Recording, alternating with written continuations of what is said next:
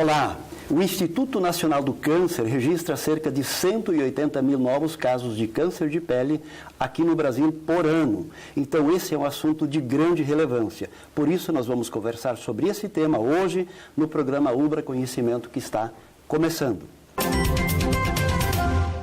Eu quero dar as boas-vindas aos nossos convidados. Quero começar saudando o Giancarlo Rezende Bessa, que tem graduação em Medicina e mestrado em Patologia. É médico dermatologista e coordena o projeto de extensão Câncer de Pele e é docente aqui na Ubra. Seja bem-vindo, professor. Obrigado. Boa tarde. Também quero dar as boas-vindas para Priscila Werner, que é acadêmica do curso de Medicina e participa do projeto de extensão Câncer de Pele. Seja bem-vinda, Priscila. Obrigada. Eu quero começar nossa conversa conversando com o professor Giancarlo, fazendo a seguinte questão: do que trata esse projeto que você coordena, projeto de extensão Câncer de Pele? O que vocês trabalham nessa proposta? O projeto de extensão ele surgiu como uma forma assim, de integrar, né, várias ações. Então, a gente tem, por exemplo, um evento que a Sociedade Brasileira de Dermatologia promove anualmente, Sim. que é a campanha do câncer de pele. Sim. E, dentre várias ações, eles promovem um mutirão de atendimento, né? E a gente tinha vontade de participar disso.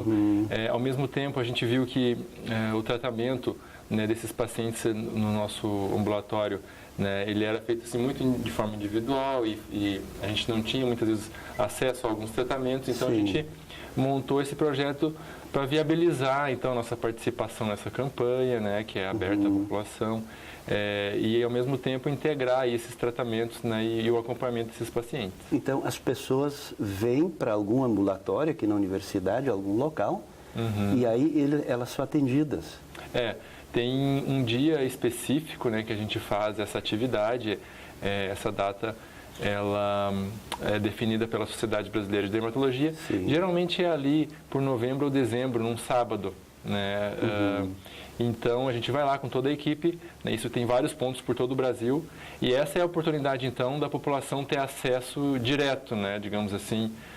A gente faz então uma avaliação dermatológica ali junto com os alunos, focada nessa questão do câncer de pele, lesões suspeitas, né? Então, aqueles pacientes que a gente avalia e não encontra nenhuma lesão suspeita, eles já são liberados. Perfeito. E aqueles que têm lesões suspeitas, a gente já encaminha para biópsia, para cirurgia. Daí faz um tratamento na Isso, e esses pacientes, né, depois permanecem em acompanhamento. E o percentual de pessoas que precisam ter continuidade no tratamento é razoável ou são poucos os casos?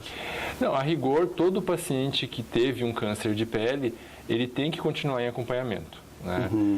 Por mais que assim, ele tenha tido uma lesão detectada precocemente e foi tratada cirurgicamente e está considerado curado, Sim. Essa pessoa ela tem um risco maior de ter outros tumores. Perfeito. Então, sempre a gente precisa manter esse acompanhamento. Então, é um paciente que a gente nunca abandona, vamos dizer assim, nunca dá alta, né? Sim, Ele sempre vai continuar vinculado ao nosso ambulatório. Ah, legal.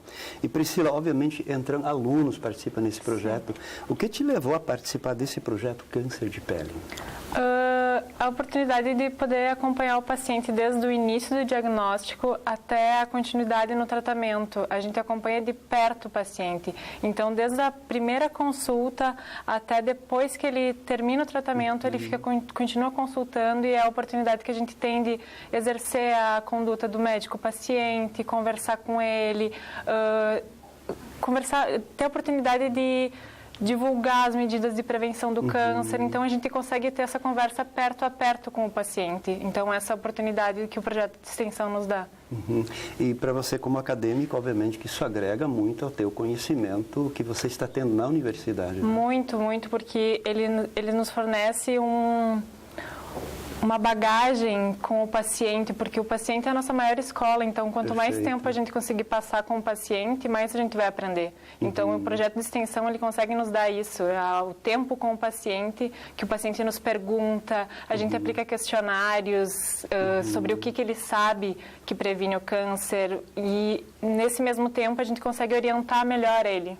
Ah, legal. Professor, dentro de todos os tipos de cânceres existentes, o de pele mais ou menos tem qual representação? O câncer de pele ele é o mais comum de todos. O mais comum de o todos. mais comum de todos. A gente tem assim, uma estimativa que de todos os casos de câncer, 1/3, mais ou menos, vão ser de pele, né? Olha só. Felizmente, né, a grande maioria dos cânceres de pele, eles têm uma baixa letalidade, né? São lesões que são indolentes, crescem de forma lenta, mas se eles não forem detectados e tratados, podem trazer repercussões importantes, né? Por exemplo, uma lesão dessa, mesmo que seja de crescimento lento, que cresce próximo ao olho, pode levar à cegueira, por exemplo, né? E a gente tem um percentual pequeno, menor, né? De casos de melanoma, que seria o câncer de pele mais grave.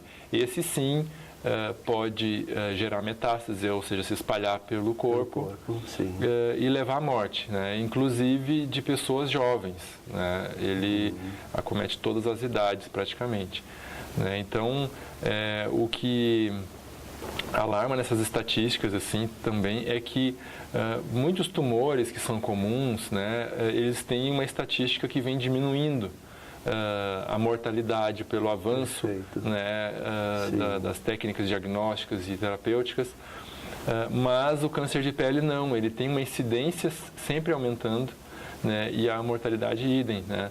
A mortalidade aí a gente se refere mais ao melanoma, que é o tipo mais grave. Olha, apesar das campanhas que acontecem, ele continua aumentando. Sim. Olha só.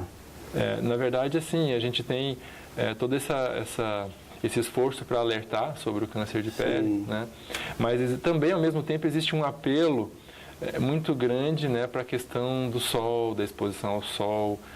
Então, isso, muitas vezes, assim, comercialmente, né, é estimulado. Então, é uma briga aí para a gente poder informar. Então, Priscila, quais são os principais riscos, as principais origens que resultam no câncer de pele?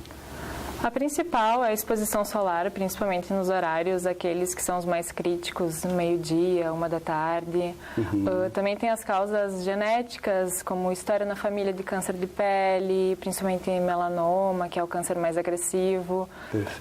Também tem a pele clara, que é um grande fator, é mais suscetível, principalmente pele clara, com olho claro e cabelo claro, é um grande fator de risco. Então, são esses os 3 principais, assim, que juntos, quando juntam os 3, são os alicerces, assim, para causar o câncer de pele. Então, aquela recomendação que sempre se faz, pegar o sol nos primeiros horários da manhã e nos últimos da tarde, é tudo de certo. Sim, seriam mais recomendados nos primeiros horários da manhã e mais no final da tarde.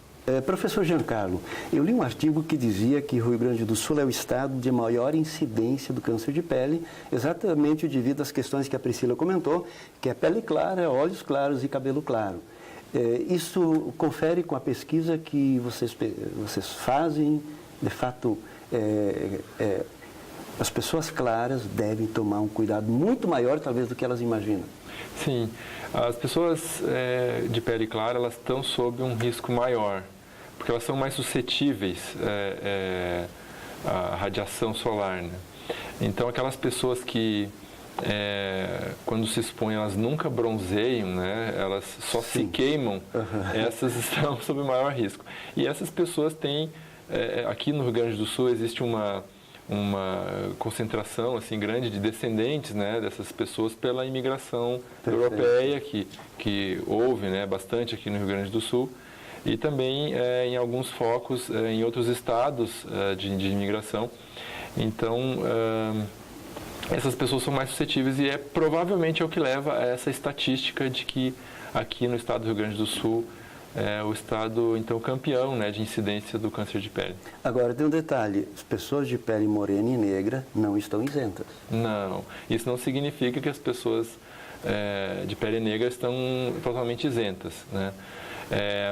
No caso, por exemplo, do câncer de pele, melanoma, que é o mais grave, a gente tem sim casos em pessoas de pele escura, né, de negros, e nessas pessoas existe um tipo de câncer de pele, um tipo de melanoma, que é o que surge assim na palma da mão, na planta dos pés, né? Esse, então, assim, claramente é um câncer de pele que surge, que não tem muita relação com o sol, né? Então, tem alguns cânceres de pele que sim, que surgem em locais que não estão expostos à luz do sol, né?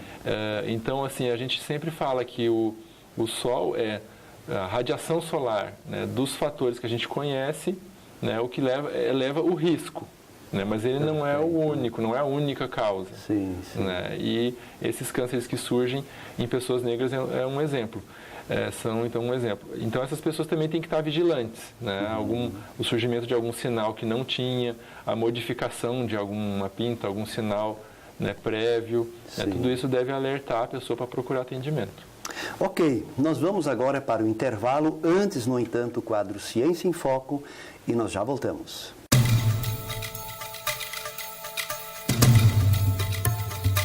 O quadro Ciência em Foco de hoje vai falar sobre vitamina D e pele. A vitamina D é um nutriente que é ativado na pele e nos rins com funções essenciais no ser humano, como formação e manutenção dos ossos, absorção do cálcio e funcionamento adequado de uma série de órgãos. Nos últimos anos, a gente observou uma parcela significativa da população mundial com baixos níveis de vitamina D, o que pode favorecer a disfunção de uma série de processos no organismo. Os países mais afetados pela deficiência de vitamina D são aqueles mais distantes da linha do Equador, como o norte da Europa, Estados Unidos, Rússia. Isso se deve justamente ao menor índice de insolação, de radiação ultravioleta dessas regiões. Por quê? Porque a transformação da vitamina D no componente mais ativo ocorre justamente na pele, após a exposição à radiação ultravioleta, principalmente a radiação ultravioleta do tipo B. Infelizmente, essa radiação ultravioleta do tipo B é justamente aquela mais relacionada com a formação também de certos tipos de câncer de pele. A gente sabe também que a radiação ultravioleta B, além do filtro solar, ela pode ser bloqueada também por vidro de casas, vidros dos carros, a razão pela qual a deficiência da vitamina D é muito mais comum em ambientes urbanos do que em ambientes rurais. A Sociedade Brasileira de Dermatologia, ela recomenda que se conheça o nível individual de vitamina D de cada pessoa, de cada ser humano, e a reposição seja feita apenas por médico, de forma supervisionada, só quando o nível de vitamina D for abaixo de 20 a 30 nanogramas por ml. Para fazer uma manutenção, para a gente ter uma manutenção da dosagem de vitamina D adequada, o que se recomenda normalmente é a exposição de áreas que normalmente são protegidas, tal como as costas, o abdômen, etc., por um período de mais ou menos 10 a 15 minutos, por volta das 10 horas da manhã ou por volta das 3h30, 4 horas da tarde, o que já é suficiente para manutenção de níveis adequados de vitamina D. Quando esses níveis não forem atingidos com esse tipo de exposição, com esse grau de exposição solar, não adianta ficar se expondo excessivamente à radiação ultravioleta. O ideal é fazer a suplementação oral da vitamina D, de preferência sob supervisão médica.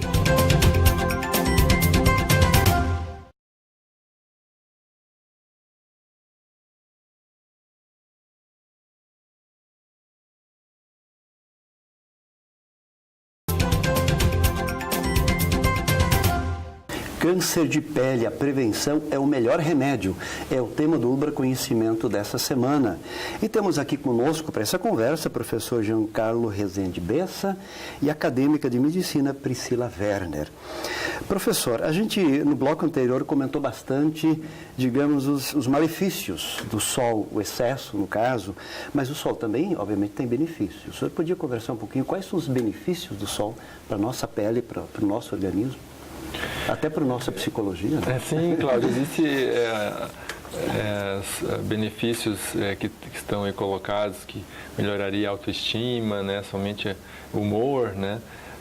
Mas assim, o que realmente ganhou a mídia aí nos últimos anos e realmente é um benefício da exposição solar é a produção da vitamina D, né? Que ela é produzida na nossa pele pela ação da radiação solar. No geral,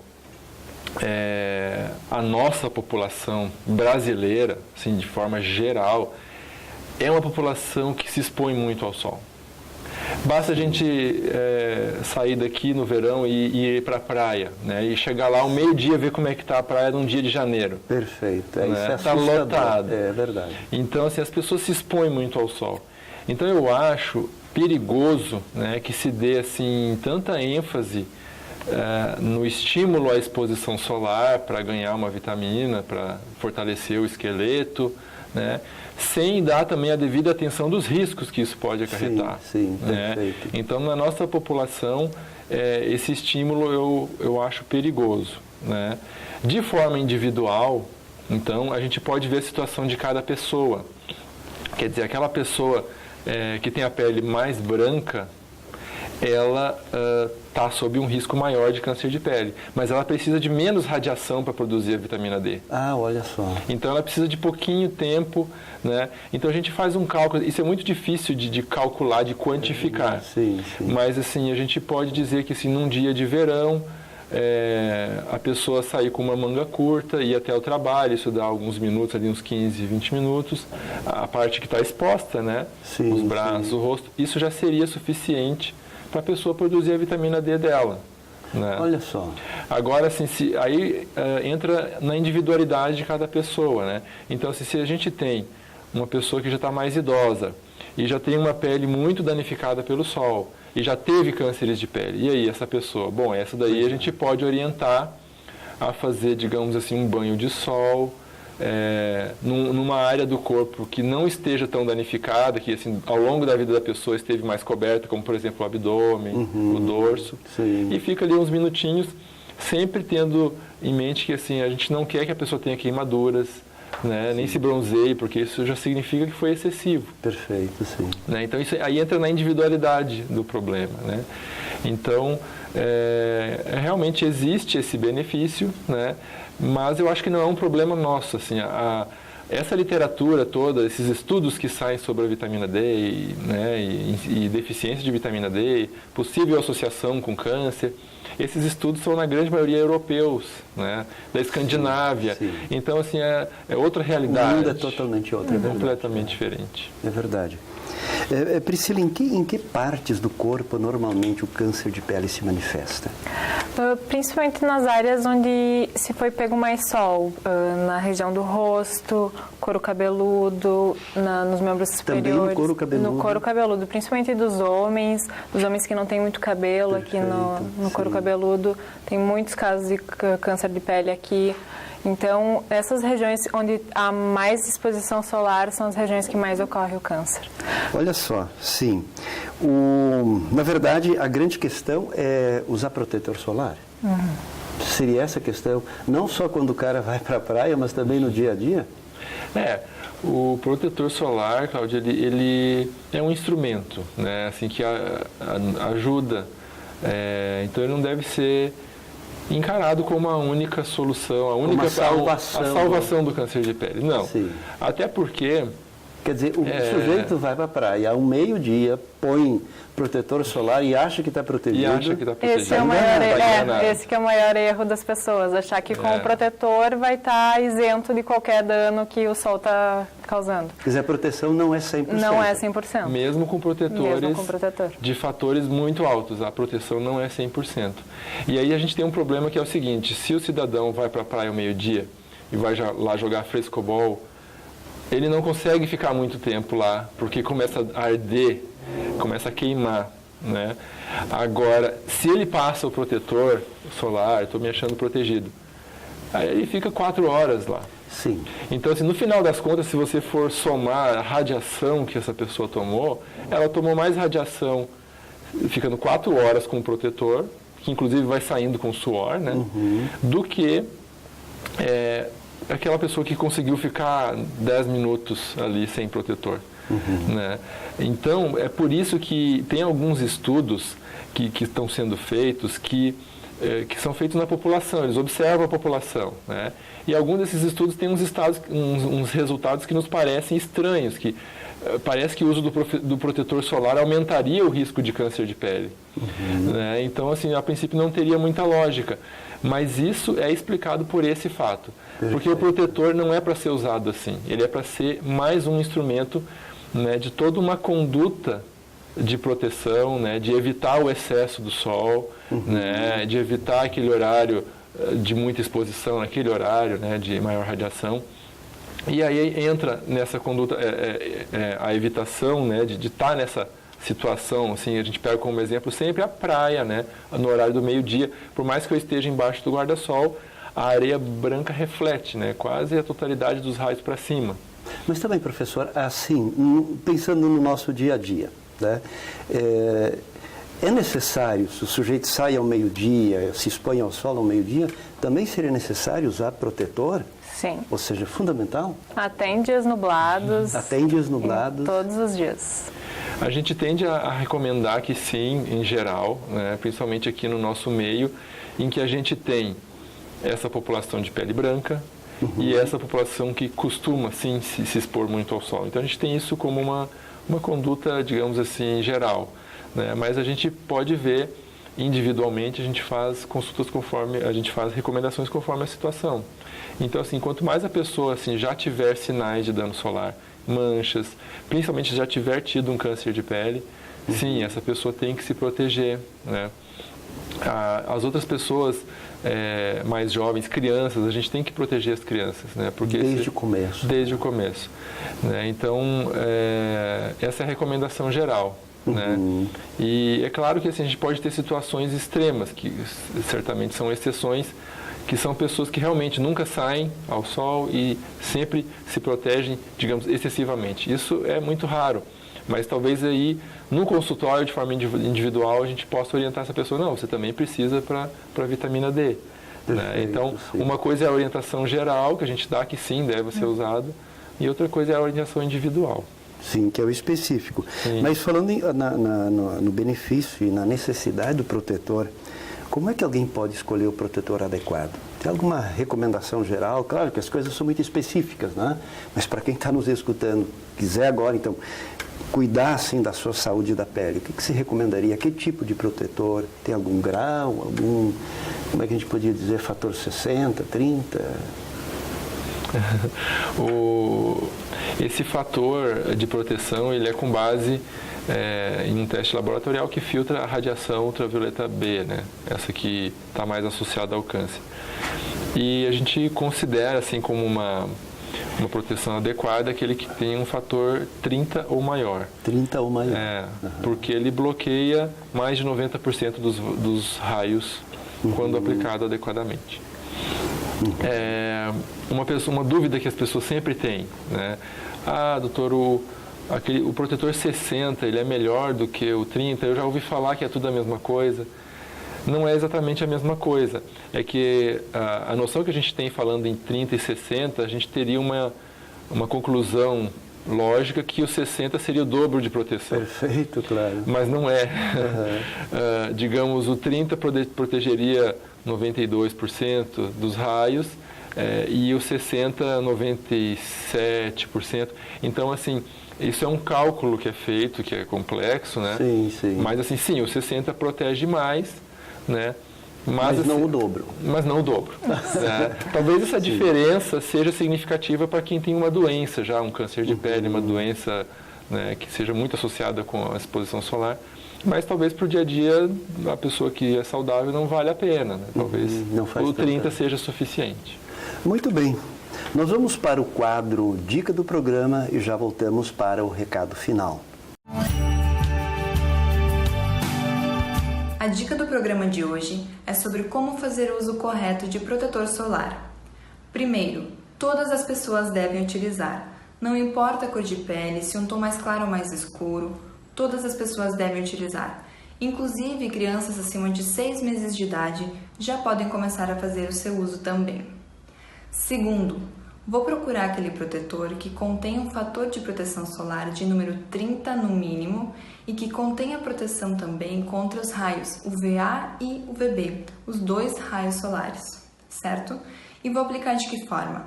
Bom, pode ser de 2 maneiras. De manhã, antes de sair de casa, e repetir ao meio-dia, aplicando 1 colher rasa de chá no rosto e até 3 colheres de sopa no restante do corpo, conforme a exposição. Isso no meu dia a dia, tá? Então 2 vezes ao dia. Se eu for praticar alguma atividade mais intensa, uma corrida ao ar livre, então eu aplico de 2 em 2 horas ou repito se necessário. O importante é estar bem protegido. Então nós vamos agora para o recado final dos nossos convidados. Professor Giancarlo, qual é o seu recado final sobre esse importante tema câncer de pele? Bom, o meu recado é que as pessoas têm que se proteger e proteger as crianças, né, porque a gente tem uma incidência crescente de câncer de pele e o sol, a radiação solar é a única forma que a gente tem, né, ou seja, evitar a exposição excessiva à radiação solar é a única forma que a gente tem de prevenir essa doença. Né, todos os outros fatores de risco, né, a cor da pele, a genética, tudo isso a gente não tem como mudar. Sim, né? Então, o meu recado seria esse. Muito bem. Priscila, você que é acadêmica e participa do projeto de extensão, você já comentou da importância disso, você recomendaria para outros acadêmicos do nosso país se engajarem em projetos de extensão como esse? Com certeza, eu recomendaria para quem está começando a faculdade, quem está no meio da faculdade, quem já está terminando, procurar o professor que é responsável, ir atrás de projetos assim, porque é muito importante tu estar com o paciente, tu ir atrás desses projetos que estão junto com a população, que tu consegue ter mais essa atenção com o paciente, então vale muito a pena. Além do aprendizado na questão da pesquisa, vale a pena com o paciente também. Muito bem. Muito obrigado, professor Giancarlo, muito obrigado, Priscila, por essa conversa, muito obrigado você pela companhia e nós nos encontramos na próxima semana para mais um Ultra Conhecimento. Até lá!